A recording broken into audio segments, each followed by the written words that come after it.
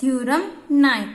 Derive necessary and sufficient condition for an unbiased estimated T of gamma of theta to obtain lower bounded of its variance, that means minimum variance.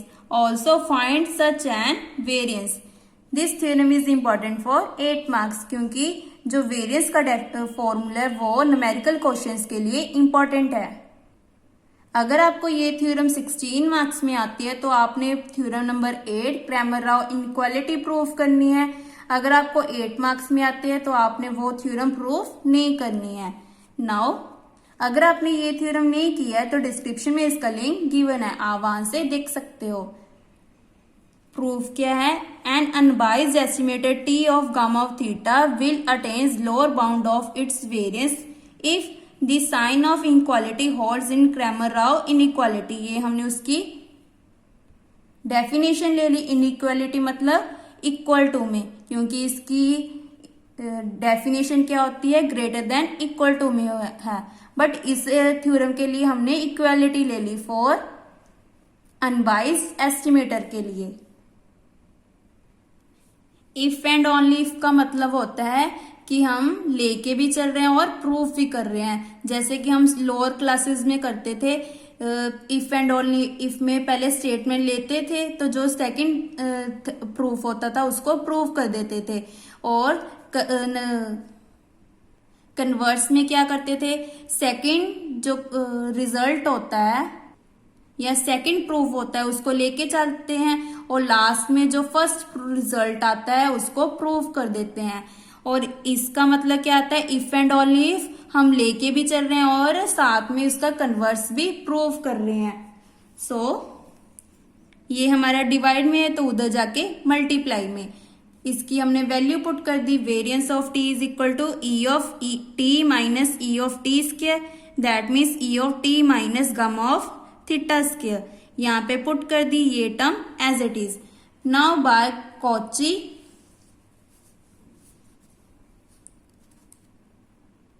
inequality, the sign of equality will hold in 3.25, that means this equation, आप इसको equation number 1 भी लिख सकते हैं। if the variance t minus gamma of theta and curl upon curl theta log l are proportional to each other, means कि जो इसके अंदर वाले टर्म्स हैं वो क्या है? प्रोपोर्शनल है टू ईच अदर। इफ अगर ये तभी पॉसिबल होगा अगर साइन में कोची जो इनक्वालिटी है, जो क्रैमर राव इक्वालिटी है, उसमें इक्वालिटी हो, मीन्स कि यहाँ पे इक्वल टू हो। अगर ग्रेटर देन इक्वल टू आ जाए तो ये कंडीशन होल्ड नहीं करती, क्योंकि क्रैमर राव इक्वालिटी में क्या होता है? ग्रेटर देन इक्वल टू होता है। यहाँ पे आप कोची की जगह क्रैमर राव लिख लो। Cramer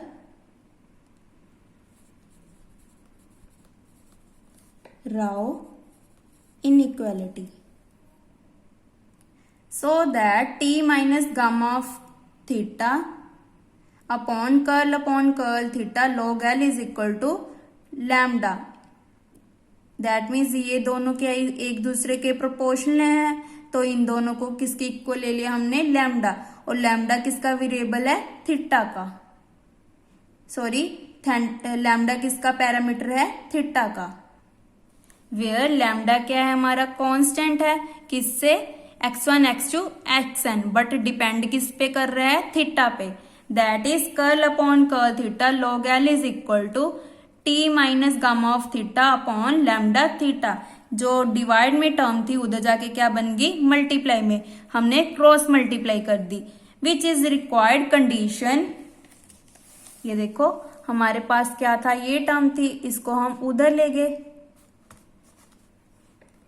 T minus gamma theta equal to lambda theta upon curl theta log L. Next step में क्या किया हमने? जो ये टर्म मल्टीप्लाई में उधर जाके डिवाइड कर दिया।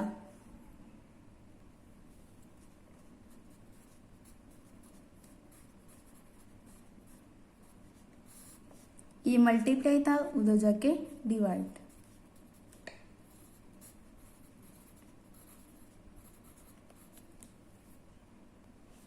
इसे इक्वेशन नंबर दे दिया 3.26, यहाँ पर 2 भी लिख सकते हो, which is required condition for unbiased estimator to attain lower bound of its variance, putting the value of curl upon curl theta log L from 3.326 and 24 से।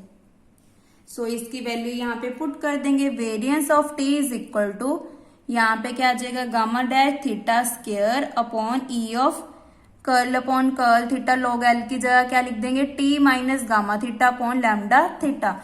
इक्वेशन नंबर 3.24 क्या थी हमारी,